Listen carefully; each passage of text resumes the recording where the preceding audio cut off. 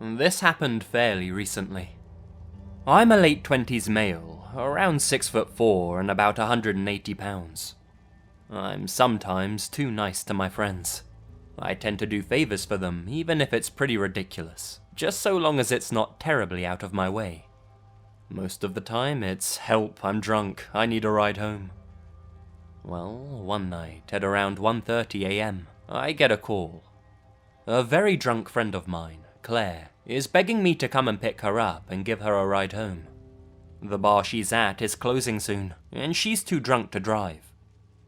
The place isn't too far from my house, about a 10 or a 15-minute drive, but the issue is that she lives about 35 to 45 minutes away on the other side of town. Claire has been extremely nice to me in the past, and I did owe her a solid. So, at about 10 to 2, I grab my keys and my concealed carry and leave the house. I get to the bar around 5 minutes after 2, and she's sitting outside on a bench by the doorman. I pull into the parking lot, which is pretty empty since the bar's closed, and I'm assuming that the cars remaining were the workers who had yet to leave. I get out of the car and start walking to Claire, who's kind of slumped over. I was hoping she wasn't passed out drunk, and when I got to her, the doorman asked me if I was her ride, John. I told him yes, showed my ID for proof, and what he said next was of some concern. He kind of pulls me in and says, "Hey, I was supposed to leave when we closed, but I have a strong feeling your friend's been roofied. She's been on the porch drinking all night, and some guy kept hovering around her. I assumed it was a boyfriend or whatever, but she never turned to talk to the guy. She was either drinking or chatting with other girls around her. Well, anyways, she chugged her last drink, came up to me, and told me you were coming to pick her up. Then she asked if she could sit beside me. She told me she felt very dizzy and sick. I told her sure, hoping she just drank too much, and she passed out right after she sat down. After that, I couldn't see that guy anymore, but I didn't want to take any chances. So, visibly concerned, I thank the guy profusely. He even helps me carry Claire to my car. Midway to carrying her, she's kind of coming to, like someone just waking up after surgery. That really groggy, not knowing where you are, talking all kinds of nonsense type deal.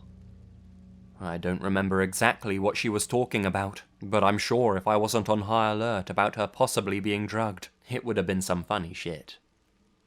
So we get her buckled in, and I thank the guy again, and he just says he hopes she gets home safe. So now, hoping my friend is only stupid drunk and not drugged, I start driving to her house. The whole time, I'm trying to keep an eye on her and one eye on the road. She's now snoring asleep, which puts me at ease a bit, but about halfway to her house, my fuel light comes on. Cursing the fuel economy of a sports car, I pull in to the next gas station. It's one of those small gas stations that doesn't have 24-hour store. I'm on extra high alert while I start to pump my gas. The gas station's about a block away from the freeway, and right at the corner of the intersection. The street itself is pretty dark, with lonely lampposts shining very pitiful lights at large intervals.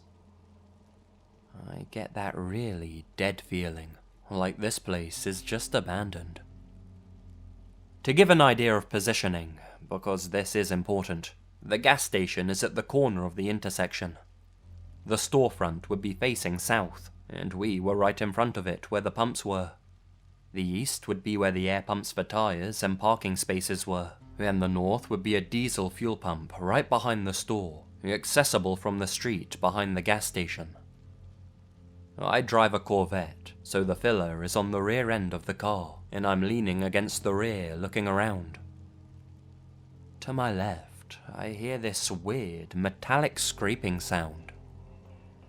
I turn and see this guy, about 20 feet away from me, come around the corner, dragging a long metal pipe on the ground.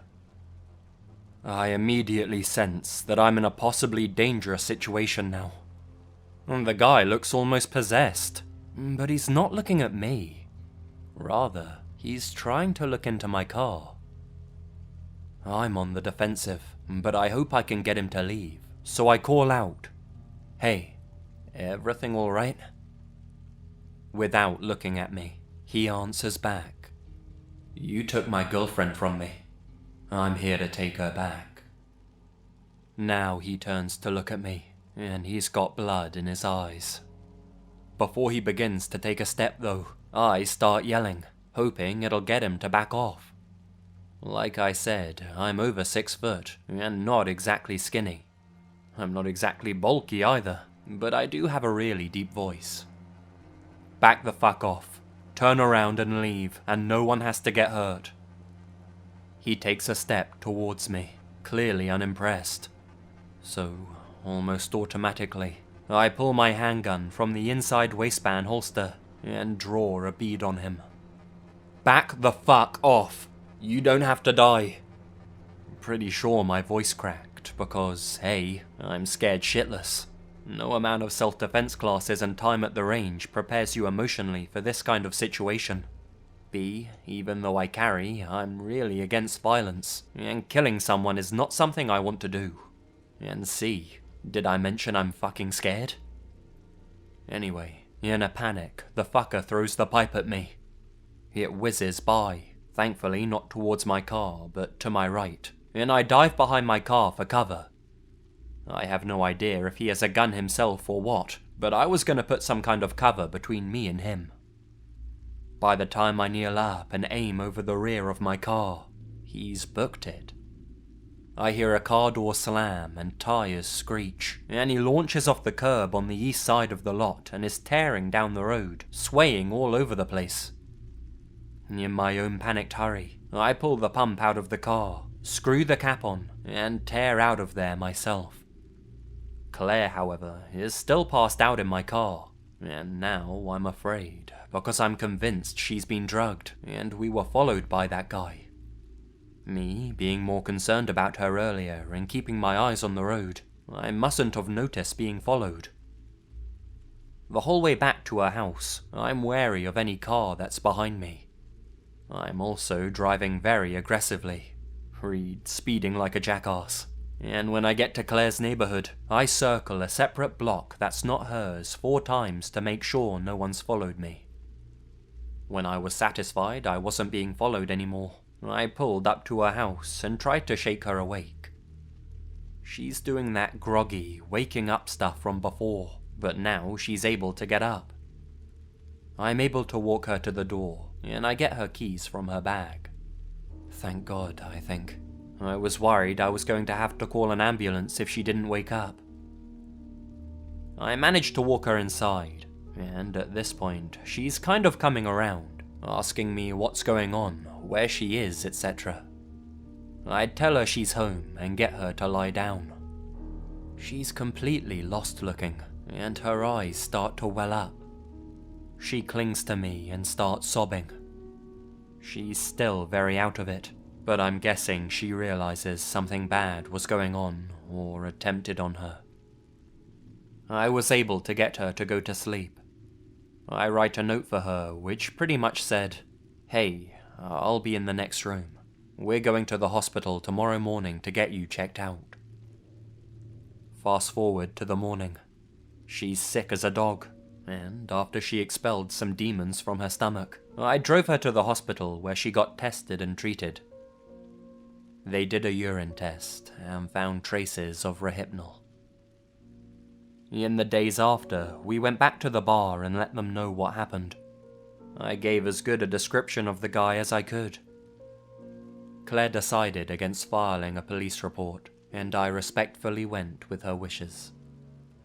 I still shudder to think what might have happened had I not had my gun with me. I do know martial arts, but that's not something I want to take against a crazy person with a pipe.